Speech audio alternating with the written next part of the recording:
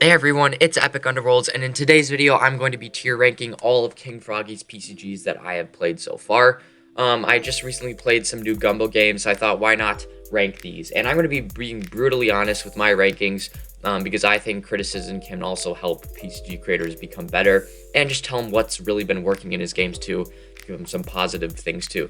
So, the rankings are, we got Peanut Patron level, which is the best you can get. Like, if your game gets here, you have done something amazing. Very good. It's just I had a lot of fun playing it. It might not have been the best PCG I've played in a while, but super fun. Solid game, you know. It was just really good. It might have had like one or two flaws, but for the most part, it was a pretty fun game to play. It was all right, you know. It wasn't the best game I've played. Maybe wouldn't play it again. And maybe it was missing an element or two, and then wasn't the best tier. If your game gets here, you know, I didn't really have the most fun playing it, or I got a little confused. So starting off, I'm going to be starting off with the Evil Epic series because this is one of my favorite series by King Froggy. It's kind of separate from the Gumbo Saga. It's called the Epic Wars series, and I remember playing this on Discord and having a ton of fun. This one, the Rise of Evil Epic, is basically how Evil Epic kind of breaks into Work Hard HQ and is messing up Giga Chat Epic, which I guess is me. And so there's two different variants. And we get a lot of lore on Jeff, and I meet his family, so that was super cool. And I just remember this game being a ton of fun, so I'm going to put that in very good. The next one, Evil Epic versus Giga Chat Epic. This was a sequel where Evil Epic basically was fighting Giga Chat Epic, and Evil Epic ended up exploding, blowing up the Work Hard HQ. So I actually really like this game too. It was pretty funny, so I'm going to be putting it right behind the Rise of Evil Epic because I did enjoy that game slightly more. Now getting to the first PCG I played of King Froggy's, and I believe the first one that he made.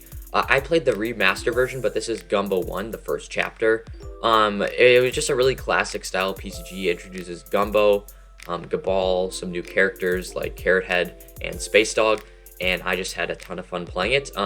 I wouldn't rank it as very good because he later remastered this into a better version, so I'm just going to put it as a solid game. And then he also made Torpedo to Gondo, which connected to my planet Gondo, which I absolutely loved, and it fleshed out Carrot Head more, gave Gumbo some more stuff, and so I'm going to be putting it slightly above Gumbo 1 first chapter, because I did enjoy that game slightly more than the first one. So since we're ranking Gumbo games, I might as well start off with Gumbo 1. This is kind of King Froggy's project called the Gumbo Project, where he's basically remastering all of his games into like some core games with better story, better puzzles, and I had quite a bit of fun playing this. I think he added a ton more stuff than the original Gumbo first chapter, so that was a lot of fun. There's kind of different puzzles, but slightly different. I do believe the art, I did kind of like the art in the digital remaster a little better, but you can't really go wrong with a paper PCG. But the cover art is definitely better, and just a lot more lore in this game compared to the first original ones. So I think if you're going to remaster a game, you should really add more stuff, and that's exactly what King Froggy did. He really expanded the storyline. So I'm going to put this right above Gumbo to Torpedo to Gondo, the digital remaster. I should also mention that we met some cool new characters who I extremely like Habel Jr., and we also learned some weird thing about Gabal, how he has like a beef with this Sphere Child or something. So I don't know what's going on there, but that game, that little add-on really sparked some interest to me. So I'm really curious as to what was happening there. So Gumbo 2, this game was another extremely lore-filled remaster of the original Gumbo 2 Torpedo Gondo. Again, it takes place on Gondo. I believe it takes place like after Carrot Head's ship crashed. I was like exploring it. Because I believe I met this Hento dude named Henax, and he was injured, and he was actually a good Hento soldier who was working to take down the Hento Empire from within, and he's the child of Razorfoss and Galendric, so that is really cool. That's a tie-in to Zack, so lots of really cool tie-ins. I also met this character called Tiblius Tublius, who is like a little rat dude, and that was a lot of fun. So I'm going to be ranking this as very good, just solid puzzles, solid everything. We got Gumbo 3, Project G. This was by far my favorite of the Gumbo games so far that I've played. I shouldn't really rank this one because I haven't finished playing it, but as what I've played so far, I love the tie-ins with Dave the Drave, with all the monsters hunting me down.